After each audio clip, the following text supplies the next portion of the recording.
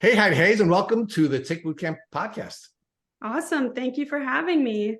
And I'm really happy to have you. And I'm even more excited than usual because I don't have Matt Sabatello today. I have my good friend Maria Mooney here. So, Maria, say hi to the folks.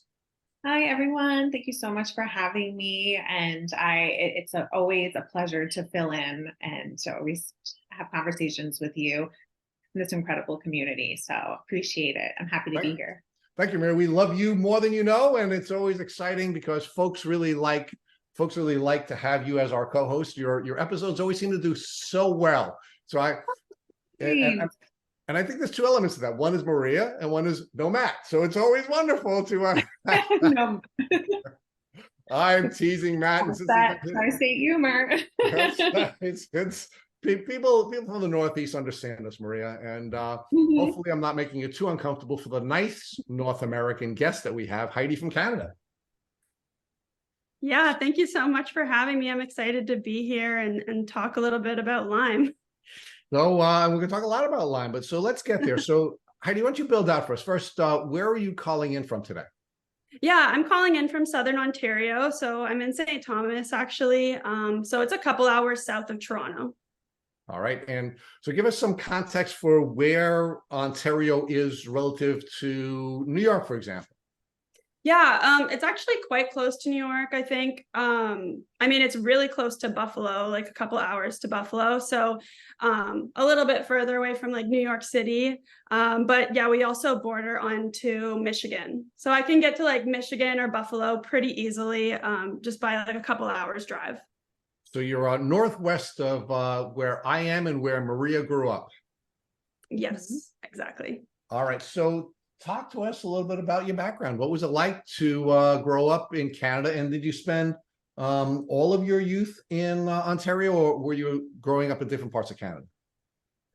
So growing up, I was always in Southern Ontario, different cities. Like I grew up mostly a little bit closer to Toronto and then moved to St. Thomas in grade 11, spent grade 11 and 12 in St. Thomas. And then right when I graduated high school, that's when I moved actually out west. So I lived in Alberta and British Columbia for the majority of my adult life, actually. Like I think I moved out there when I was 18 and I moved back 2 years ago in September. So I did like all of my undergraduate studies there, and now I'm back home, and we can talk a little bit about why. It's got some foreshadowing. But yeah, it was a good childhood. I think I've always been like really active. When I was growing up, I did competitive dance. So I was like doing, 4 hours of dance every night. I was, a good student, always kind of involved, always had lots of friends, never had any health issues. Literally, like, I don't even remember needing to go see a doctor ever, which was great, just never having to go. I think I would go for a checkup and they'd ask me questions, everything was good, and then I'd leave. So that's kind of all I knew, or like the only contact I had with the medical community at that, like during my whole childhood, I guess. So it sounds like you had an enjoyable and privileged childhood where you were a good student, you were a good athlete, you just sort of had a nice social environment. So talk to us about what your vision was for your future when you were about to go to college. What do you want to do? How are you going to change the world? Oh man. Well, I actually went to college a bit late. So I took a couple years off to kind of figure out what I wanted to do, because when I graduated high school, I had no idea. So I thought it would be fun to move out to Jasper, Alberta, and ski. So I moved out there and it was amazing. Like I made so many wonderful friendships, and so many amazing experiences, and it kind of introduced me to a whole lifestyle that I never knew growing up. Like everybody was just outdoors all the time, and like, the mountains were your backyard. So you were like 30 minutes from the ski hill, and there was just so much to do, like climbing, and I kind of was introduced to that world and kind of fell in love with it. So like hiking, climbing, skiing, all of that. And I really I was a waitress for a long time, and eventually I just was craving more. I really was craving to learn. I really wanted to learn honestly anything, and my whole family's been entrepreneurial, so I decided to study business. And I didn't know exactly what I was going to do with that, but I was just having this thirst to learn and this thirst to kind of build something with my life, and I wanted to move forward and do something different. So I decided to go to school in Kelowna, BC, because a lot of the folks that I had met in Jasper went to school in Kelowna, and I thought, oh, maybe I'll go back to Jasper in the summertime and work as a waitress there and kind of pay for my school, because I didn't have any support going through school. So it was all me, I didn't want to take on student loan debt. So I worked really, really hard. And that just goes to show of how much energy I had, right? I had enough energy to work 6 days a week till 4 a.m. and make the serving money so that I could pay for school. And I wasn't sure exactly what I was going to do with my degree, but I was just excited about learning. And there was a time period where I was wanting to go to law school, and volunteered at a law firm and realized I didn't want to do that. So it's just been a journey. And I think going through the experiences I've gone through in the last couple of years have kind of solidified what I'd love to do with my life. And we can kind of get to that later. Yeah. So I think it's really cool that you ultimately were moving towards becoming an entrepreneur, right? Because an entrepreneur is someone, despite the way the news media characterizes entrepreneurs, an entrepreneur is someone who takes responsibility for solving other people's problems, right? And you wanted to use that skill set as a way of saving the world, right? And you weren't sure exactly where your niche was. And I think that's sort of some foreshadowing for some of the things that have come, right? So we now have this uber healthy, outdoorsy gal who's falling in love with the outdoors, falling in love with learning, going to college in the same environment where she was falling in love with this outdoorsy life. And then what happens? Yeah, so I want to say there was not a distinct moment where everything fell apart. It wasn't I found a tick bite and then everything started falling apart. I actually never found the tick. I never knew that I got bit. I knew that Lyme disease was very dangerous because when I was younger, so my family's from Switzerland. When I was younger, we would go to Switzerland on trips. And I remember my grandfather telling me that this older gentleman from the village that he grew up in had Lyme disease, and his half of his body was paralyzed, and just how much it affected his life. So I knew it was really dangerous. That was the extent of what I knew. And so I'd always do tick checks and always tell everybody to check themselves for ticks. So I never found a tick, but I did notice that my last summer before going away to school, I was so tired, anxious, getting bladder infections all the time. I just didn't know what was wrong with me. I couldn't handle drinking alcohol anymore. Because I would go out with my friends and I couldn't handle it. I would either get really sick right away or black out. And I didn't understand what was happening. And I just kept trying to push through and, shrug it off oh, this is normal or whatever. Always making excuses for my symptoms. And that's kind of how things started to progress. And I think when I moved to school, I just remember when I went to school being so grateful that I could sit all day and read, because I didn't have to walk around where serving, I would walk 50,000 steps in an 8-hour shift. It was crazy. So I was exhausted, especially with not sleeping properly, working till 4 a.m. I was so grateful to be able to just sit in a library and read and not have to walk anywhere. So I just remember feeling so grateful for that. But I do remember I had my first panic attack. Things were getting weird and I couldn't figure out why. But Heidi, one of the things that, one of the things that's sort of seeming strange to me is you were the young person who had energy to spare. You had energy to burn, right? And now you're starting to suffer from what you now know to be immune dysfunction. And because you were suffering from the at that time the undiagnosed immune dysfunction, you started to now suffer from having a lack of energy, right? So you went from one extreme to the other. So when you had those two extremes, although I appreciate, that you are grateful to have an opportunity to sit down and study, and not have to have the energy to do the kinds of things you were doing, did that trigger you to go see a doctor? I want to like describe it as though like I was a frog slowly boiling in a pot of water. Like I didn't notice it was happening to me because the only time I went to the doctor was like when I would get these bladder infections that now I know weren't really bladder infections, because like after the 5th or 6th time of me going to the walk-in clinic, because just like a side note here, it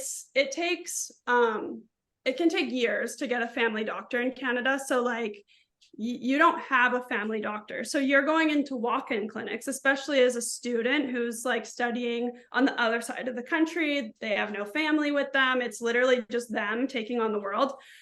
It's like you don't have a family doctor, and like good luck getting one. We have a very, very big shortage of doctors in our country.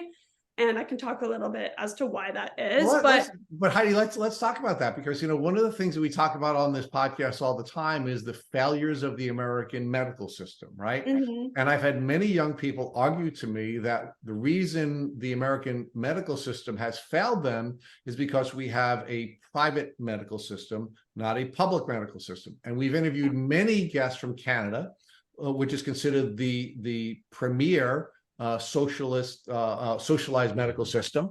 We've interviewed people from Canada, not Israel, which is also considered, when we hear about the premier socialized systems, we hear about Canada and Israel. And we've been told by almost every one of the guests we've interviewed from either country that their system sucks. So if the people in America think that the flaw in the system is that we have a privatized system, talk to me about whether or not the Canadian system really is a better alternative. Yeah, I think that's the narrative, that Canadian healthcare is so great. It's quote unquote free. What I've learned is that nothing is free in this world. You really do get what you pay for. And I know that the American healthcare system is not perfect. There's no perfect system, right? But I would argue that it is better in a lot of ways. I would say that with socialism, you have a lack of choice, right? And when there's regulation, like there's only so much money that can go into to fund this healthcare system. And I would even go as far as saying that it's really falling apart right now with like, with the state of our economy right now, and like going through COVID and that kind of thing. Like there's not that much propping it up. So how I would say is like, if you're a healthy person and you are not relatively complex, you're not a complex individual, you don't have a complex chronic illness, you're fine. Like if all you need is birth control, or you need to get like, I don't know, like a checkup done, or, you're not really a complicated case. Hey, Canada's healthcare is great then. If you're sick in any way, you are not going to get the best care. You're not even going to have the option to pay for the best care. You don't even have the option to pay for the labs that you want, right? Because every doctor is controlled. So if you ask I went into my doctor's office with a list of labs and I said, hey, can you run these? And they're like, I'll lose my license if I run this many labs. Because they're controlled on like how many labs they're allowed to order and what labs they're allowed to order based on their specialty. And there's just so many rules around that. And I feel like in Canada, like if you don't like your family doctor, or if you don't like your rheumatologist or whoever, you are not getting another one. Like you are stuck with that person. You are not able to get another one. In the States, if you don't like your family doctor, you can fire them. You can fire them and you can go get another one. You can go choose who you want to work with. And I think like that is how the world should be. Like if you're not doing a good job, you should be fired for not doing a good job, right? So I think in a way, it's not the doctor's fault. Like they are, graduated from medical school. They're what, $200,000 in debt. And then they are threatened with their license being taken away. Of course, like I would be in the same boat. I wouldn't want to lose my license after paying and investing that much effort and time. And so I get it. I don't think it's their fault, but it's just this how the system is set up. And I've had to go to the United States I paid $15,000 in labs out of pocket. Those are not boutique labs; those are LabCorp labs, like not fancy labs.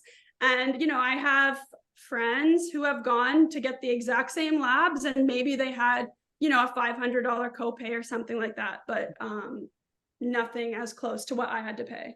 So Heidi, I'm asking the question not because I'm looking to wave the American flag, because the American medical system fails people with Lyme disease at the same rate that the Canadian and the Israeli and every European system does. So it's really not so much how the medical care is paid for that's the problem. It's really what the goal of the system is, right? And really what we have in Canada and what we have in the US and what we have in most countries is an acute care system, right? If you have an acute illness, the acute illness is something that the Western medical system treats really well. Break your leg, need surgery, you'll get it and you'll be fine. Great. But anyone who's chronically ill, and I don't care what the chronic illness is, Lyme just being one of the many, every system fails. And the reason it fails is because the system is not designed, at least the Western medical system is not designed to treat people with chronic illness. At least that's a conclusion I've come to after doing this podcast for the last several years. Give me your thoughts on that, Heidi. Yeah, that is definitely like an overall failure in our system. There's no preventative care. There's no emphasis on preventative care, and there's no great care within the mainstream medical system for chronic illnesses or even bio-individual treatment. But I would go a step further in this comparison and say that in Canada, the government really doesn't like doctors going off out of we call it OHIP. That's the insurance in Ontario for everyone. Everyone gets the same insurance. And they really, really put a lot of red tape in place for doctors to go out of that, charge out of pocket and do your own thing, right? In the States, I mean, we all know there's like tons of LLMDs all over the country, and they are not like persecuted in the same way. They are, but not as much as in Canada. So you can find the doctors and pay out of pocket if you have the means. At least you have the option. That's all I'm saying is in the big difference. Is at least you have the option to do so in the United States. And Canada, you don't even have the option. So folks are really left with almost nothing. And that is important, Heidi, because really what we've discovered here on this podcast is the people who are successful in using Western medicine as a tool for overcoming their chronic illness have to step out of the system.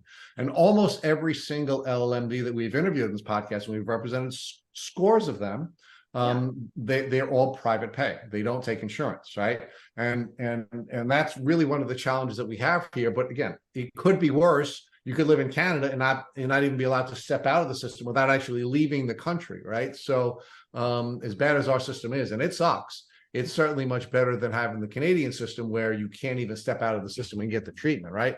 And of course, one of the challenges of any third-party paying system, whether it be the American system where you're using insurance or the Canadian system where you have a socialized medical system, is that the people who pay are going to control what the doctors are going to do, right? And what we need when we have chronic illnesses is we need somebody who can spend time with us to learn enough about what our challenges are and come up with a treatment plan that meets a very bio-individualized, not only person, but of course, a very different set of permutations of the bugs that are spit into us when we get a tick bite or we get several tick bites, and how that sort of combination of being a bio individual and then having a diversity of a different type of and combination of germs being spit into us makes it very complex, right? And one of the first questions that my general co-host Matt would ask folks is, when they go to an LLMD, what is the difference? And generally what we hear is, my LLMD listened to me, and my Lyme literate medical doctor spent 3 hours or 4 hours with me on the first consultation, as opposed to 15 minutes, right? So we really need to have a different system in place so that chronically ill people are treated one way and acutely ill people are treated differently. At least that's one of the things that I'd argue to you. Yeah. And that's just like the broad strokes, but there's also like if you get really granular with it and you go see specialists, like I don't know what infectious disease doctors are doing, but I don't know what they're working on actually, what to do, because there's an epidemic going on, and I bring them like LabCorp, FDA approved labs, positive Rocky Mountain spotted fever, positive this, positive, and they're just like, oh, this means nothing. So I don't know what they're working on. I don't know what they're taught in medical school. I don't know what the agenda is, but it's like laughable. Like it really is. It's just, I still haven't figured that one out. So let's come back to Heidi the frog in the hot water, and now it's getting hotter and it's getting hotter and it's getting hotter. But Heidi doesn't know about it because she's the fish who's in water asking, what is water? So how is that developing for you, and how are you getting sicker and sicker? First, give us more of your symptomology and talk to us about how it's affecting your life, because you have already built out for us that the athlete and the outdoors person is now not an athlete and not an outdoors person. She's stuck in a library reading books, but still grateful to have the opportunity to do that. Yeah, I actually became really depressed. So I didn't know why, but I just noticed that my life was becoming to suck more and more. I was just like, why does life suck so much? It was so fun. And I thought it must be school, because everything kind of started when I started school. And I don't know, I was trying to figure it out, but I also didn't have time to really think about it too much, because all of the energy that I did have was going towards doing really well in school. I became very obsessed with getting good grades. I became crazy obsessed over that. Maybe that's a symptom, maybe not, but sounds like it is to me. Yeah, I will raise my hand and say yes. Yeah, just same. And I think a lot of people who get Lyme are type A personalities. I don't know. Yeah. Okay. So same. Yeah. Okay. So that's a thing. And that was very important to me. And so all my energy was going towards being a great student and performing very well. So that was everything to me. But I was becoming very depressed. And I remember I went back to Jasper after my first after my first year of school. And I worked myself so hard. I worked so many days in a row, and just, working sometimes 12-hour shifts. It was crazy. And I was exhausted. And actually, I hope this is not too much information, but when I worked and then went back to school. I moved the day before classes started. I didn't have a break. I worked straight up to that point, and then I had another job lined up for when I got to Kelowna. So I was very anxious about money. I was so anxious about money, so anxious about getting perfect grades, being a complete control freak about everything. And it was just too much. And that's when I had my first suicidal attempt, and I ended up in the hospital. But it still would take a few years to really connect the dots that this was Lyme, because it was so out of character. It was so not me. And my dad came all the way from Ontario to pick me up and bring me home. And my parent, my whole family was just what's going on, right? Because they're not with me. They're not seeing me day to day. I didn't have any support at all while I was out there. And when I came home, I slept for like a week straight. And then as soon as I like got a little bit of energy, I was like, oh my God, I need to go back to school. I need to keep like, I'm losing time. Like, and I enrolled in a semester at the school here. And then after a semester of the school here, I ended up going back to my original school to finish. So it was just crazy. Like it was so manic. Now looking back, I was so manic and just trying to achieve my goals, but I felt like I was walking through quicksand, to get there. So let's build this out a little bit, Heidi. So, and I want to segregate the physical symptoms from the emotional symptoms just for the moment. I think we have to merge them, but Yeah. so, what were your physical symptoms, and were you going to doctors to seek treatment for your physical symptoms? Mm-hmm. Yeah, like looking back now, like I kick myself, but I wasn't. Like I was not going to doctors. I did go to a doctor when I came home after that episode because my parents brought me, but like they were completely useless. Like they gave me an SSRI. That's it. So great, like you committed suicide, here's an SSRI, thanks. Or tried to, sorry. So let's stay with that for a second. I have some questions about that before the mental health professional prescribed you the medication. Yeah. Did the mental health professional put you through a battery of physiological diagnostic tests to see if the mental health challenges were connected to a physiological issue? Of course not. Of course not, right? Like they don't practice that way. So, and I wasn't wise enough, and I was so obsessed about money. So the thought about trying to go see a naturopath didn't even enter my mind. So, well, and also I think you have to be fair to yourself. You were sick. You were sick, right? So but I didn't know it, right? Like I didn't realize that I was sick. I was sick, and looking back now, I can identify how sick I was. But at the time, I thought there's no way that that thought never even entered my mind because I was so healthy my whole life. So the thought that I could be chronically sick was like never even entered my mind.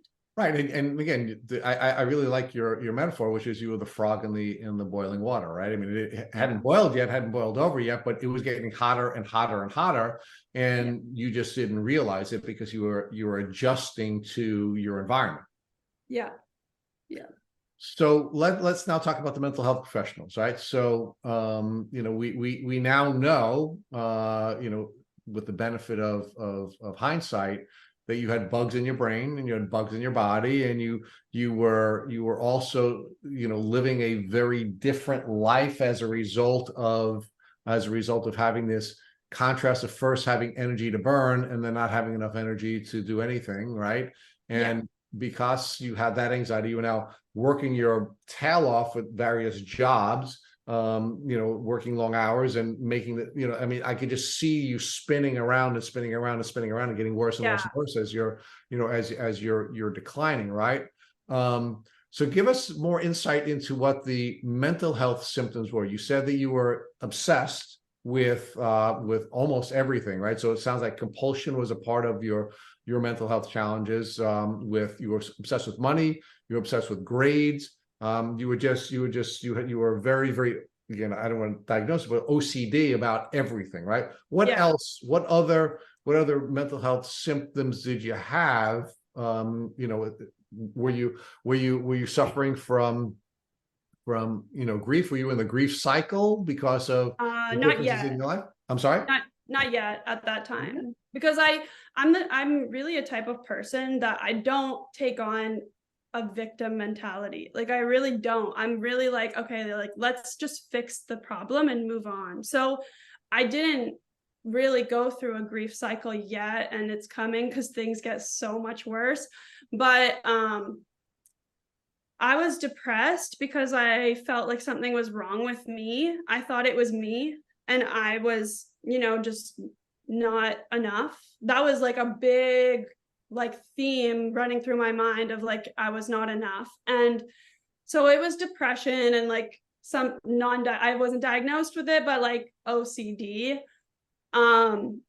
And yeah, it just didn't really make sense because I'd never had issues like that growing up. But there was like always these weird things that would happen, like I got in a car accident, which was like very weird. And for me, and like I haven't gotten in a car accident since then. But I just remember like being out of it, like not being able to focus on many things, not being able to remember. Like being a server, you have to remember so many things, so many people's orders, you have 8 tables at a time, whatever, not being able to. So I noticed like I wasn't able to remember those things. I remember being very frustrated. I remember like having to bring these kegs down into the basement of the keg room. And I literally couldn't lift the kegs and walk down the stairs. And I just like, I just couldn't do it. And I had to tell my boss, like, I can't do it. And it was just a lot of frustration and a lot of like confusion, frustration, it was just not a good time. And like, I would act in ways that were so out of character. Like, Like what? Give me an example. Like if I were to drink, I would get so overly emotional and like I just couldn't like, I just stopped drinking a few years ago and like I'll never drink again. Just because it makes me feel so sick. And yeah, I just like couldn't handle anything. Very like obsessive, like I would kind of obsess over something and I wouldn't be able to stop talking about it. Yeah, it was just very strange. I just noticed that I wasn't acting like myself. And like, I think other people noticed it too. And like looking back, it's kind of embarrassing, but I know now that like that was not who I am. Like I wouldn't have acted that way if I didn't have Lyme disease, For sure. Like there's no doubt about it. And we can, those of us who have been in this community, recognize all those symptoms very easily, right? I mean, Right. Lyme disease.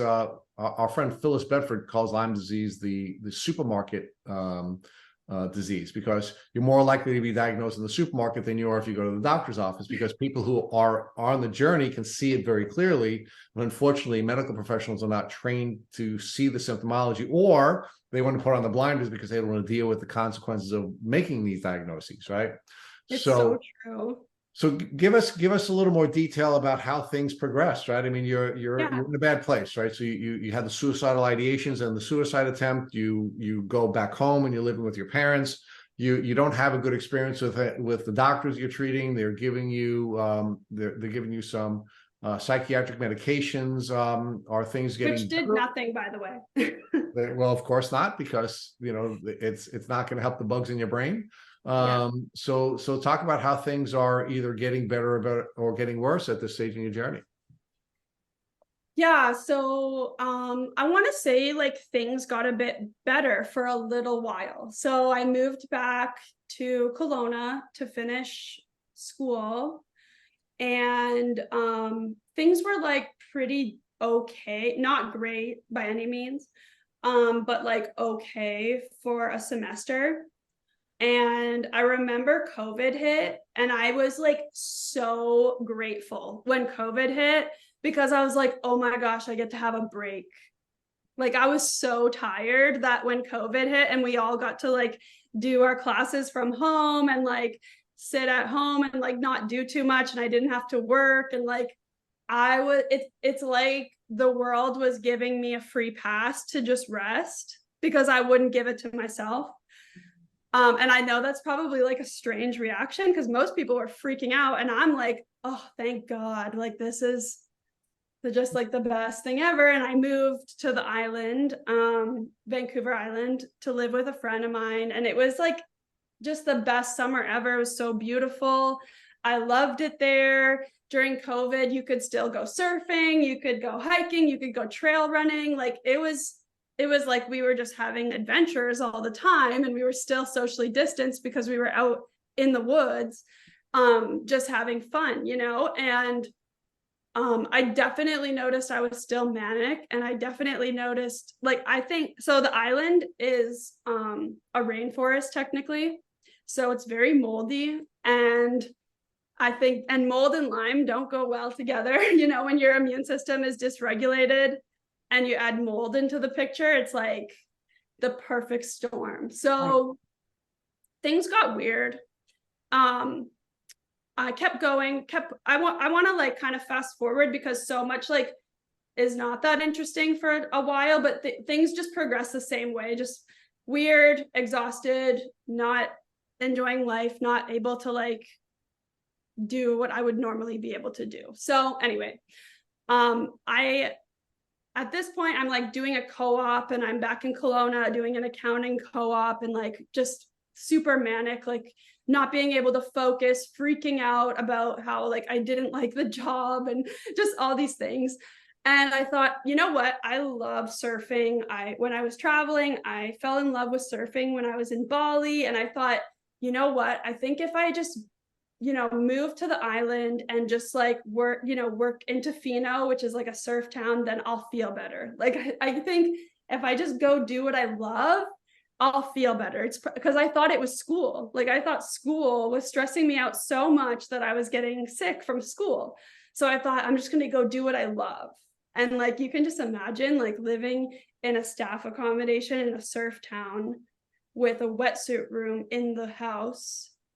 And yeah, like it was a recipe for disaster. I can't believe I made it through the summer. Not very well. It was also the most physically demanding job I've had in my life, like, pulling 200-pound men on surfboards, trying to get them into a wave for 8 hours a day. It was so physically demanding, and I had to push myself even further. So I had like a waitressing job on my days off. I had 0 days off the whole summer. So when the fall hit, they moved me to the basement apartment. I cleaned the apartment because the girls didn't clean it very well. And within a week, I was literally like my life flipped. Like within that week, my life completely turned upside down.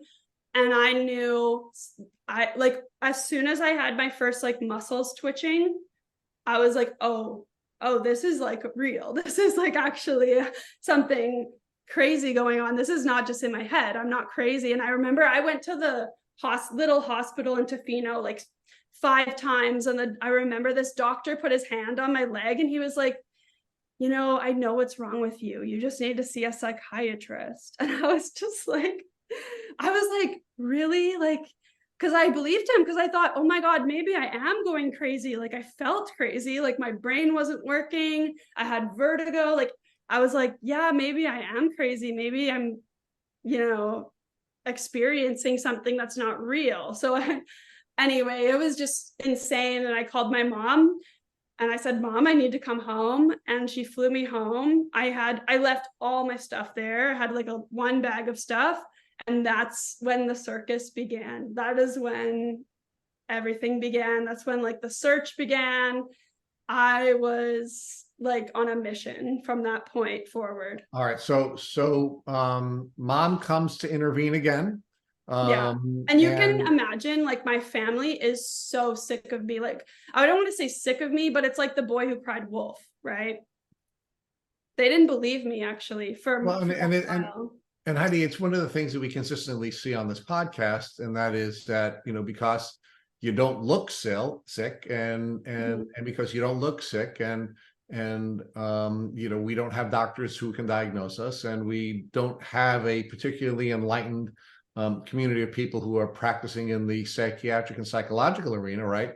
They don't recognize, for example, the way Dr. Leo Shea, who was one of our guests on this podcast, argued that every single emotional symptom or psychiatric or psychological symptom is physiologically based. You just have to find the connection, right?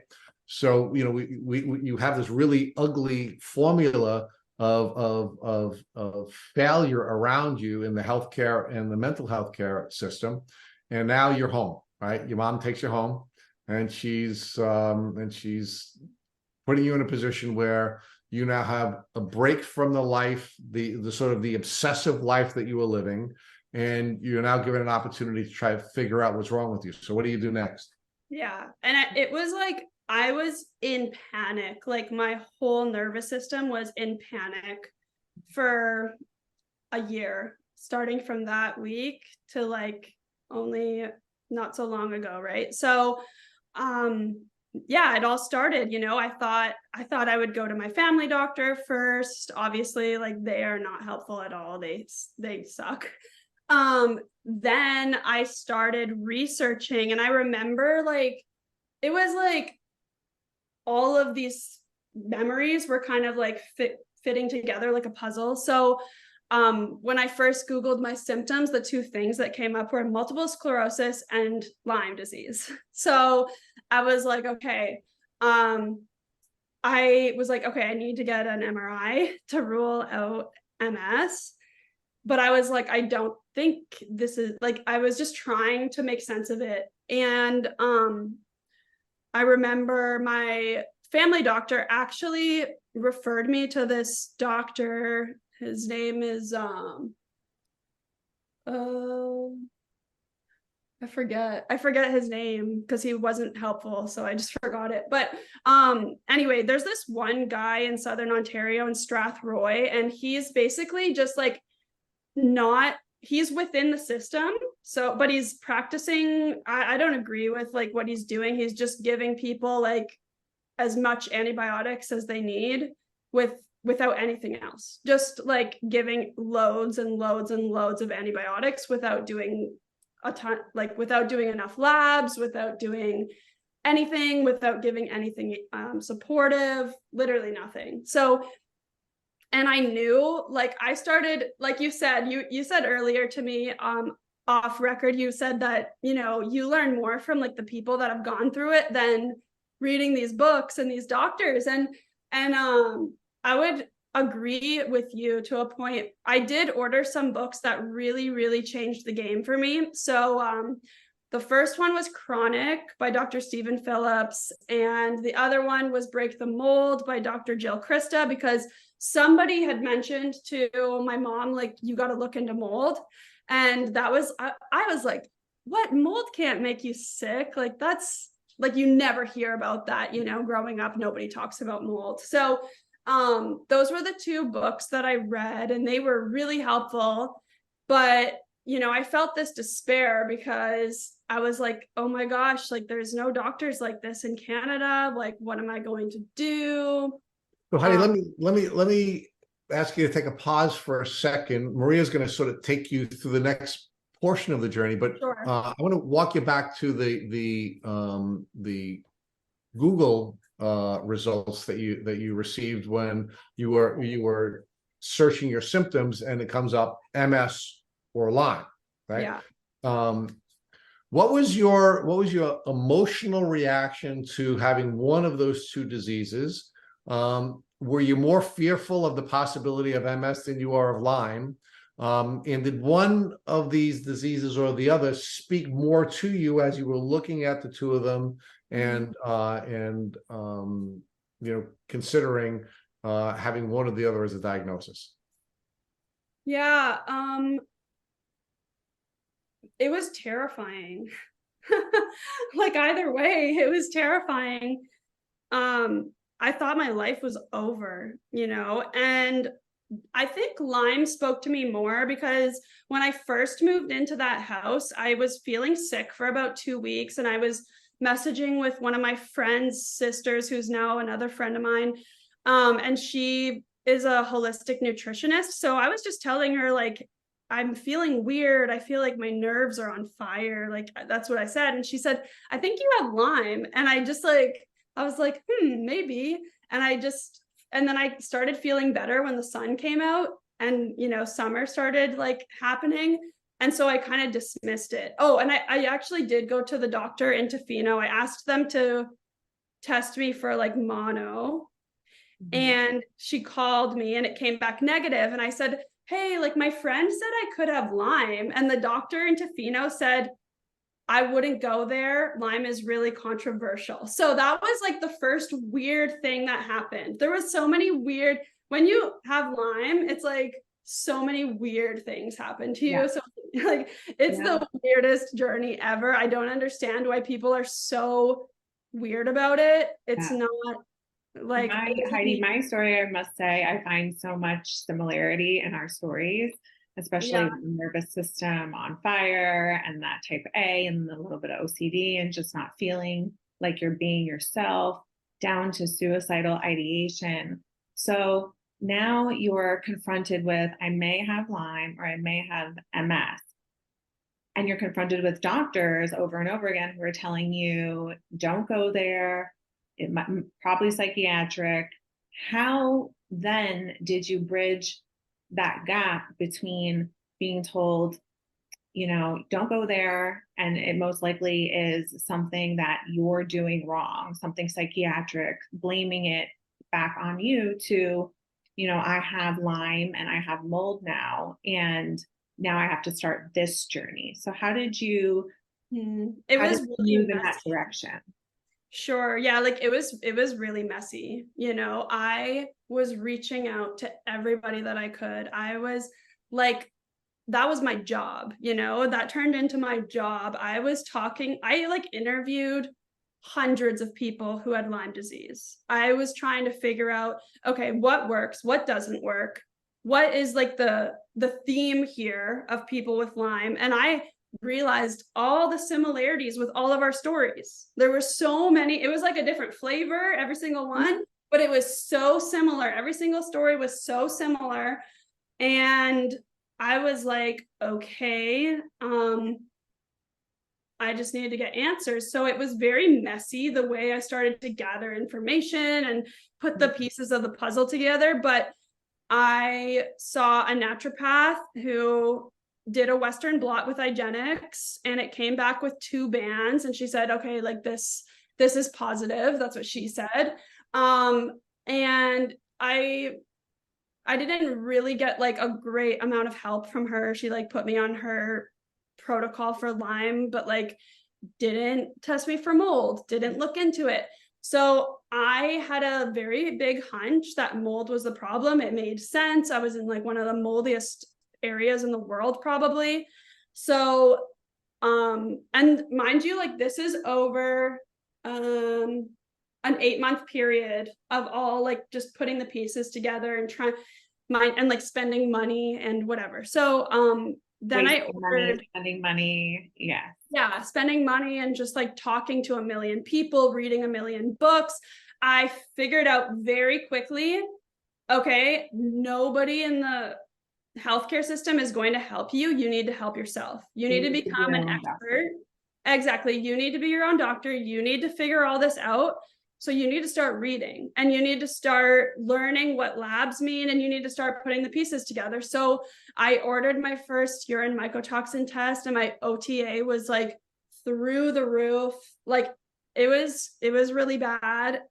And so for people who are listening, that means that mold, the test came back that you were positive for mold toxin. Yeah. Yeah. Yeah, sorry. So the urine mycotoxin tests will basically measure what you're excreting from your body. So I was excreting a lot of ochratoxin A, which is nephrotoxic, neurotoxic, carcinogenic. Like it's just really, really harmful, which is why I was having tremors and muscle twitches and couldn't see well, and like, had all of these very, very scary ALS type symptoms, muscle weakness, all that. So with that information, and my family still didn't believe me. Like I was suffering so bad, but they weren't listening to me and they didn't believe me, and I just felt completely alone. And when I first got my mom on board, is like I looked at her and I was like, hey, it would mean a lot to me if you read this book. It was the book Toxic by Dr. Neil Nathan. And, he describes a patient with vibrations going down her spine. And I would tell my mom, I'm having vibrations down my spine. He described somebody that sounded exactly what I was saying. So she really like started to believe me at that point. And I was so desperate. My parents' house was very old and it was moldy as well. So that whole time I was still living in mold, and I knew like, okay, like the first thing I need to do is get out of mold. Like that's the no Lyme treatment is going to work unless I get out of mold. So I ended up living like I felt like I was imposing so badly, but I ended up living with one of my friend's parents because all my friends were in BC. I didn't have any friends left on the East Coast to ask for like a favor, right?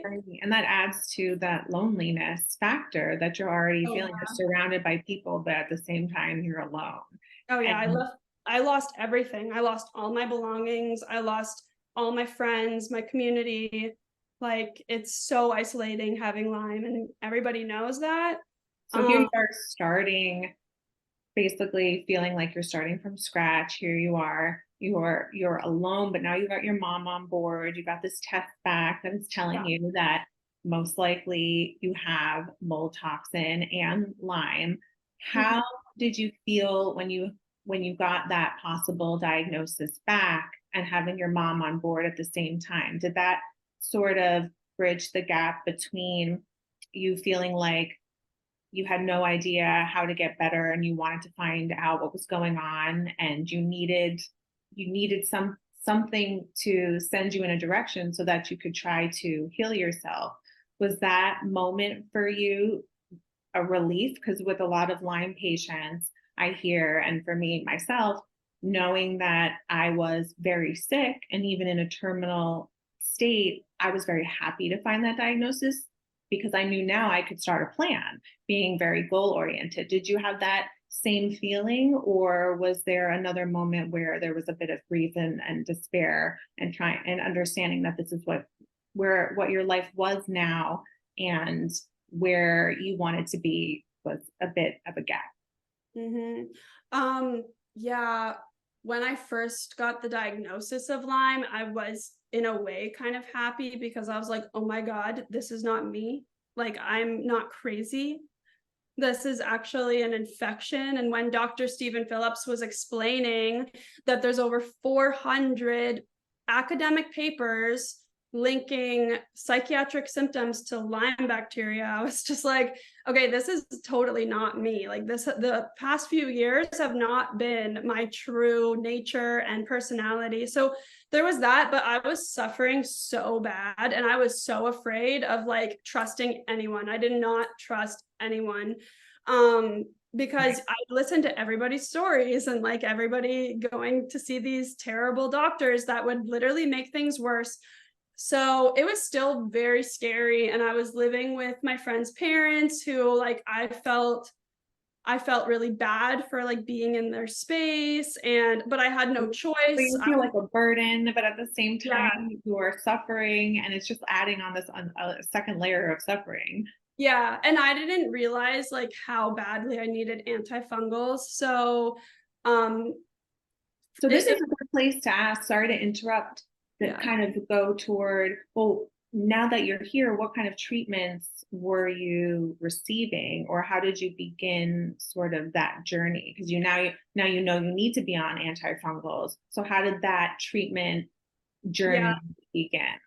So, like I said, I was terrified and didn't trust anyone. So, when I did like all of my interviews, the people that I would interview that actually were fully better. Like I would interview people, they'd be like, "Oh, I'm better, but I get like, arthritis in my elbow still," or, "Oh, I'm better, but I get staph infections on my face all the time." And I'd be like, "Okay, well, that's not better, right?" And so, the people that I interviewed that were fully better, like they did not have anything, they were healthier now than they were before, were the people that did bee venom therapy. And I was like, okay. And I looked into it and I looked at the research and I talked to all these people that, were on their deathbeds and then went from that to like thriving. And I was like, okay. And I actually tried bee venom therapy for like 5 months, but it wasn't working because I had like too much mold going on that like nothing was going to work. No Lyme treatment was going to work because I had too much mold in my system. So, which is complication. Yeah, it's like the mold is like too immunosuppressive for any like antibiotic to work or like anything to hit the Lyme and co-infections. So, and I didn't know, like, I'm figuring this all out slowly and putting the pieces of the puzzle together. So I thought, okay, I'm going to join the Heal Hive and kind of learn from them. And so I joined, and that was like my saving grace. Like, I thought, oh my God, this is going to make me better. Like this, like, I don't know why, but I just put so much like trust into that system.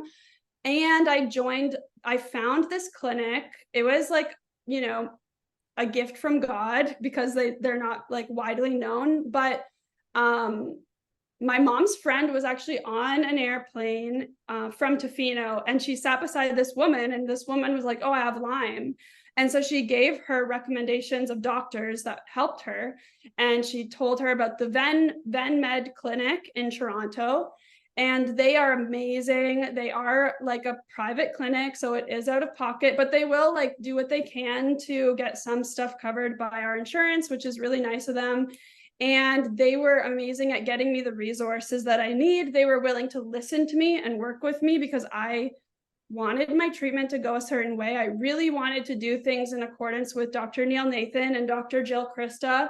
I really trusted them. And so I'm going on this journey where I'm like getting treatment from the Ven Med. They give me like my first like antifungal nasal spray and get me on like, supportive therapies and supportive vitamins. And I kind of put my own vitamin regimen together. And my friend, who's the holistic nutritionist, helped me like get access to vitamins at a discount, which was really nice of her. And so I had like my spreadsheet, I had like, my whole protocol set up. I was like on a mission, but I was getting worse because I wasn't having like hard enough antifungals. And so you're doing all this amazing supportive therapy for your immune system, for your total health, for your total wellness, but at the same time you're still getting worse because, or at least staying the same while putting in all this effort, because you have the mold that is complicating everything. Yeah. So did you do antibiotics? Did you do herbs, antifungals? How were you treating the mold? And then how did you get from treating the mold to then being able to look at the Lyme? Or is that something that you're still working toward? Yeah, I'm still working towards the Lyme because the mold has been a beast. So I'll get into that. Yeah, so there's like so much to unpack, because with Lyme, everything is so every much. detail matters. It does in the story. Every detail really connects you to the next bridge, to the next moment, It really does. And mind you, I was working, like I got an internship at Shopify because I knew that I needed to work to pay for this treatment, because my parents were not going to pay for it. And I knew I needed to work from home because I was too sick to go anywhere. So I got this like remote internship, and I was like I shouldn't have been there, right? Like I'm like on calls and my neck is like twitching, like the muscles in my neck are twitching, and I'm freaking out thinking I have ALS. And like it was just I was in terror every moment of my life. Like it was terror. And I did not that one doctor in Strathroy gave me like, he wanted me to take 3 different antibiotics at the same time, but my intuition knew that I shouldn't, because the mold that colonized my gut was making its own antibiotics. And it was like I could literally feel it in my gut, killing off all my good bacteria. I had like gastroparesis, where your gut literally doesn't move anymore because the mycotoxins are essentially poisoning the nerves in your gut lining. So I had that going on, and I knew very, very difficult to have, because here you were also trying to boost your immune system. And now you have an issue where your gut is involved, and in a big way. So now you're coming up against this as well as the mold, and treating all these things at the same time. Yeah. And we all know that 60% of your immune system is in your gut, right? Yeah. So as soon as I moved, the folks I was living with, like it was time for me to leave. So I found a low mold apartment and I moved in, and I started using the antifungal nasal spray. The first day that I moved in, and black mucus started coming out of my sinuses. And I was, So that is a wild symptom, but I do feel like people out here listening are going to say like, oh my God, that's me. So so you start this antifungal, and when you start it, you think, great, you're going to start to get better, and all of a sudden you got this black mucus coming out. So now what happens? yeah. And like, I think my doctors were trying to go slowly because you never know who's going to be a very sensitive patient or not, which I wasn't. Like, I can like, you can throw all the drugs at me, I can handle it. Thank God I didn't have like MCAS or anything. But I think the antifungals were starting to get in there, and it like started getting stuff out. I brought the mucus to the emergency room. They didn't do anything for me. I brought it to an infectious disease doctor who was literally acted as though it wasn't even there. And you're visiting these professionals with black mucus, and they're actually looking at you like, okay, and no, that must have made you feel another type of way, because you're like, this is now a symptom that you can see. I'm bringing it to you, and I'm still not getting the help that I need. I was so angry, but I just don't expect anything from them anymore. I don't even know what they do for a living, to be honest. They're like drug technicians. They don't, and also like, why wouldn't you just give me antifungals? Because if you love giving out drugs, but it's because we don't have that many antifungals, so they don't want to overuse them. Anyway, so I was so much worse. Like, I've been in the heel hive for like almost a year now. I'm not getting better. I'm doing everything asked of me. I'm making the low histamine diet and like doing everything. I'm doing literally like trying my hardest and not getting better. And I was working, and I got this email from Dr. Jill Krista that she was doing just like a Q&A, a live Q&A, which she doesn't normally do. So it was her first one. And I like signed up immediately and got on there, and I was able to ask my question. And I was like, do you ever see this? Like, do you ever see any black mucus and like chronic fungal sinusitis? And she was like, yes, I do, but you need to go see Dr. Donald Dennis in Atlanta. Like, nobody's going to help you with this except for Dr. Dennis. So you're in Canada, and now you're being told you have to go see a doctor in the States, in Atlanta, Georgia. Yeah. And I was like, how am I going to pay for this? How am I going to do this? Like, right. And so with your spirit, with your fighting spirit, I imagining the next part of the story is you figured it out, and you did get down there. How did that happen? Oh yeah, it was crazy. So I called right before Christmas, and I was like crying because I was so emotionally at the end. Like, I wanted to die so bad. I was like, sorry, I'm getting emotional because I wanted to die so bad. Like, but I was never going to do it because of my family and like how much they'd held me up to this point. But I did, like, we have this program in Canada called MAID, which is like medical assistance in dying. And because they weren't helping me and I didn't know what to do, and I saw an ENT about the black mucus. He didn't do anything. I saw in fact, like I told you, I went to everyone I could think of. Nobody was helping me. And so I thought, man, maybe I have to do this MAID program.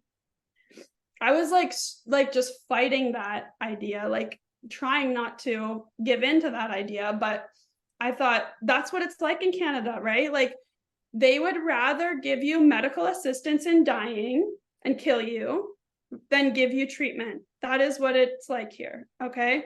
And I appreciate you so much. And I know that Tick Boot Camp family does too, talking about something like this and destigmatizing it, because I know so many people, if not all, with complicated Lyme and co-infections, including myself, had the same thoughts, saying for years on end, conversations with family, wondering, is there a way that I can sign a DNR, here they call it, or DNH, do not hospitalize, do not resuscitate, thinking of ways of how I don't want to die, but I also don't want to suffer. I just want to end the suffering. And it's a sad testament to how dying seems like the only way that a Lyme patient or a Lyme sufferer can find peace or an answer. So you're in this space now where there's so much happening. You know, you have to get to Atlanta to start this treatment. And you're also considering, you know, this may be something terminal. This may end my life. How did you get that next push to push you to further your journey and to go ahead and give something else a try without knowing whether or not it was going to help, like in the past? Yeah. So I knew that I needed to go see Dr. Dennis. Like, I just knew that this was like what I needed at this moment in my journey. And I knew it was going to help me so much. But I didn't know how I was going to do it or how I was going to pay for it. So I just remember like being in the car with my mom, and I told my mom, like, Mom, I need to go see Dr. Dennis. I don't care how much it costs. Like, I'll put it on my credit card. I don't care. I just need to go see him. And my friend started a GoFundMe for me, and that was really like, she did it with me, and I was so embarrassed to do that, to like be vulnerable and ask for help. But we were able to raise quite a bit of money, and then my church gave me like a good amount of money. I think God was like really, really working in my life at that time, because I remember my mom's in the band at church, and I remember I went to watch her, and like this guy, I'm so emotional now, sorry. It's part of what we go through. Yeah. So he asked me like, are you okay? And I just started bawling, like, you know, and there's a lot of trauma associated with what it's crazy. It's so crazy. So I just told him what I was kind of facing, and like they ended up donating a lot of money to me being able to get the surgery, which was really nice. And then my can I back up and ask which surgery this was? So is this in Atlanta? Oh, sorry. Yeah. I know it's there's so much, and every detail is so important, and it's swirling in your head. So your church helps you, which is so divine intervention and so beautiful, and it's just a testament to community. So they're able to get you to Atlanta to now have a surgery. Can you explain what that means? Yeah, so when I called Dr. Dennis's office, they sent me like all of this material to kind of go over, and it was actually a lot of videos of what he does. So he does this surgery for people that need it, and because he sees like the worst of the worst mold cases, right? And mold like always enters your sinuses before it enters the rest of your body. That's like the first point of contact. So he does this surgery where he goes in and opens every single sinus, cleans everything out, and then essentially like power washes the sinus with amphotericin. And at the same time, it sucks out the mycotoxins and the debris while spraying this really, really highly effective antifungal into these cavities. So I knew that like I was going to need this surgery. I knew it before. I saw a photo of my CT scan when I was at the ENT in Canada, and I knew it looked so messed up. And he was like, "It's perfectly fine." And I was like, "What are you talking about? Like, look at this. Like, there's literally no room for air to breathe in my sinuses. My turbinates are like massive." I just feel like, what are these doctors learning in medical school if like I can read a CT better than an ENT can? So anyway. So this surgery, you say, you're like, I feel this in my intuition. I know I need to do this. So you get down to Atlanta, you have the surgery. And how are you feeling after the surgery? Was there a turn in the journey? Yeah, and it was not an easy journey, by the way, getting down there and everything. Because we had to stay there for 2 months, because he said to me, like, look, this cannot fail. this needs to be successful. So I had to stay down there for 2 months and have a follow-up every week. So it wasn't immediate that I felt better, but when I was taking the oral antifungals, like I could literally feel the mold dying in my gut. It was like a monster in my gut, like dying. It was crazy. So you're having die-off symptoms as well on top of your actual symptoms that you're dealing with daily. Yeah, and I've never had die-off symptoms like this. Like it was crazy, but it felt kind of good because something was actually happening for once. Right. And like it was just very slow. Like it hasn't been perfect. I don't know, like you guys probably know how hard it is to live in like low mold environment. It's almost impossible. And yeah, so like I have to make sure that I have to ERMI test every 4 months. I have to make sure that everything is exceptionally clean. If my ERMI goes up, I have to get an inspector, find out where it is, remediate it. Like the average amount of remediations that I have to do is 2 every year. I just expect that to happen. And I just stay on top of it, but it's so difficult. And so I'm just waiting. So like now it's been a year since my surgery. I had my surgery on January 27th, and it's been a year. I'm working full time at Oracle, which is a huge tech company. And it's a pretty intense job. I'm as a consultant. I can't believe like I'm able to work full time. It's been almost 4 months now. So it's almost a year since the surgery, and now you're working. So someone finally saying, yes, you have mold, let's treat it. We're not going to fail. Now here you are about a year later working a full-time job in a tech company, which is not an easy area of work whatsoever. It's very demanding. So the difference from 1 year ago with the help from your community and with this doctor who said, I'm not going to let you fail, is like night and day.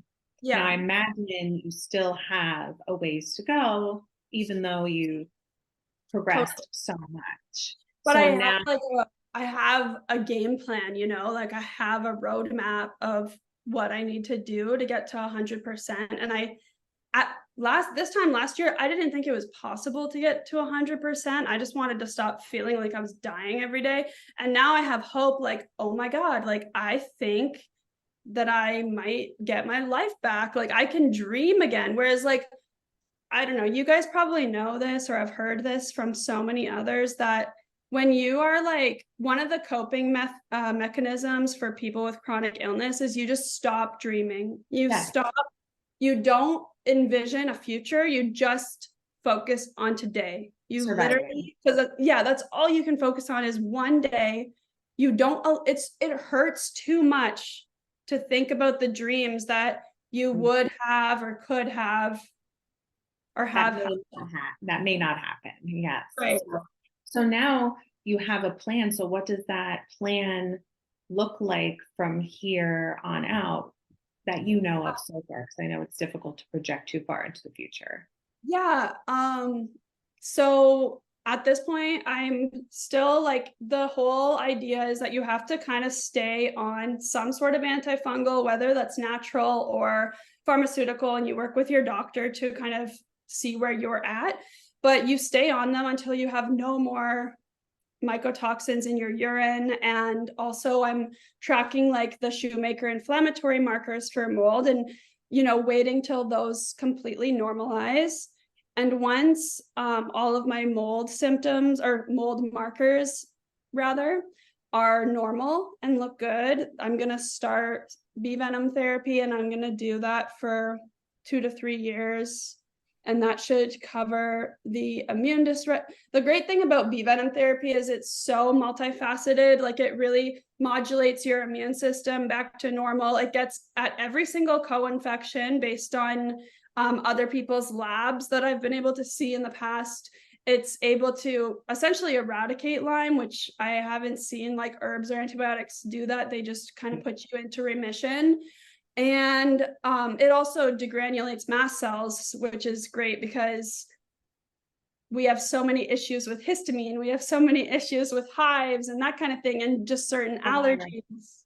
Yeah, so you get it. It's just there's just so many aspects to Lyme that it helps with. So that's kind of the path that I've chosen as of right now. Of course, like everything, this journey, like everything, things come up, life happens, but that's like the broad strokes and general idea. And so now, from where you were before you started treating, or you knew there was something going on that was physiological, how much of a percentage do you feel like you're better now while you're working and continuing to treat? Yeah, You're that's like planning a on having hard, a right? We all do, and I feel yeah, you're gonna get there, and I believe it. But yeah, I hope so. where are you right now? Um, that's such a hard question. Like I can't put a percentage on it because I think like everybody when they start treating Lyme is at a different level of disease. And I think I was very much like so sick with mold, more than the average person with Lyme that I've spoken to a lot of people with Lyme, and I've only known like a couple people that I've sent to Dr. Dennis that actually needed to go. Actually, just one. Um, I would say if I had to put a percentage on it, I would say like I'm maybe 50% better, but because I was so sick, it feels so good to just be at 50%, You have a ways to go, and Yeah. it's difficult to quantify because at the same time you also are so used to not feeling well. So it's kind of hard to quantify. And I would say, to people, the way I would describe it is, so I started at lower than ground zero. So when I got to ground zero, I felt like, oh, I'm doing great, but I still had 100 stories to go at the same time. So is that kind of similar to how you would describe it? Yeah, that was well said. That's exactly how I feel. Like I just feel like I'm somewhat normal. But it's amazing because like, every little win feels amazing. Like I was able to do, an intense workout the other day and actually recover within a few days, which is crazy. Like I didn't work out for a long time and now I like, I exercise, I mean, I don't know, maybe 4 days a week because I know it's like important to my recovery. And just all these little things, like being able to enjoy my time with family. Whereas this time last year, like I was in a merge on Christmas Eve. So, it's kind of night and day. You would say you're also having a little bit more of a social life again as well, Yeah. between your work and spending time with your family. Yeah. Yeah. And I think being able to work has been really nice because I feel like have I don't know what it is exactly, but maybe it's like a sense of purpose and then also being able to interact with other people because I love people. Like I'm such an extrovert, and the past year or 2 years, I've been completely alone. So that was hard for me because I love talking to people. I mean, I was a server, like I was literally like it was my job, right? Well, So happy. Yeah. yeah. Well, your story is incredible, and it's going to touch so many people where they're going to feel like, oh gosh, this sounds just like my story in one way or another. I know I've felt that listening to you. So, what advice would you give to others who are not sick now but are aware that Lyme exists and would like to try to take some precautions to protect themselves and their families and the people that they love? Yeah. Because like like me, like you, there was no tick bite, but they're out there, and they're out there more and more as we're hearing with the weather changing and the climate getting warmer. So how would you tell someone, this is what I would do to make sure that prevention is in the forefront of your mind when it comes to Lyme? Yeah, that's a great question. And like we can't be 100% perfect. I mean, life happens, but I think, the obvious things are like, if you're going outdoors, make sure to wear like long pants, make sure to wear a hat, make sure to check yourself, all of those obvious things. But also, like, I think if you do get bit, there's like, steps you can take. Save the tick, send it in for testing, tickreport.com. Make sure that I think the biggest thing is you have to advocate for yourself, and you have to take care of your health. Even in our world today, even if you are healthy, you need to take care of your health. You need to like be in charge. You need to be in charge of the ship and running the ship. And I think, honestly, it's really important to get labs. Like, so for the US folks listening, there's a service in the US, I believe it's called Function Health by Dr. Mark Hyman. You can pay something like $600 and you get literally like every single test that I would recommend getting, along with a Lyme test to check yourself. You can literally check yourself every single year to see if you've been exposed, right? And you can, make sure to advocate for yourself for the proper treatment, because I know, my dad had a tick on him a few weeks ago. And I just saw it on his side. And, we got it tested, everything. And I told him, like, you need to get on, I wanted him on like a month of doxycycline. And they gave him one pill. They gave him one pill of doxycycline. And so I was like, no. And you kind of got to know what's available to you. So we went on like an online, what is it? Like when you connect with a doctor online, and we used telehealth. We used Maple Health for that. And I told the doctor, like, hey, we need 2 weeks of doxycycline, please and thank you. Yeah. You need to be in charge. And if the first doctor says no, go to another one. If the second one says no, go to another one. And it's annoying. It takes work, but your health is worth it. So what I'm hearing is advocate for yourself, listen to your intuition. And for those of you who are listening who are not dealing with a chronic illness, make sure to take care of your health, or make your health a priority now before something happens. Yeah. And I think more of an emphasis needs to be put on labs. I think we have access to labs, especially you guys in the States. You have access to labs at really affordable prices. Just, find a way to get the requisition and get comprehensively tested every single year. Go to your doctors. Yes. Get a well check. Go to your doctors. If something is off, get some labs done and advocate for yourself.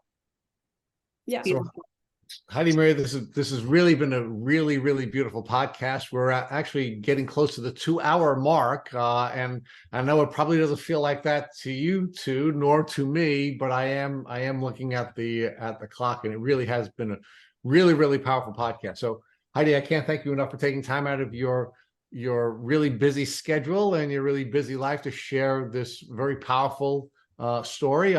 I'm sorry you had to cry, but I quite frankly have to thank you for being willing to cry and be that vulnerable, because it was really moving to not just us who are interviewing you, but I know there'll be people crying on the podcast when they listen to the podcast. So thank you so much, Maria Mooney, for being my wonderful co-host again. And I want to thank everybody who time hearing the inspiring stories of other Lyme warriors like Heidi. Thank you so much for being so transparent. Hearing your story makes me believe in the power that we have as individuals to take control of our lives and our health. So thank you. Thank you both for having me. It was just like such a pleasure to share my story. And I think what you guys are doing to bring awareness to this community and just to provide value, I think everyone's stories help one another. So I really appreciate it.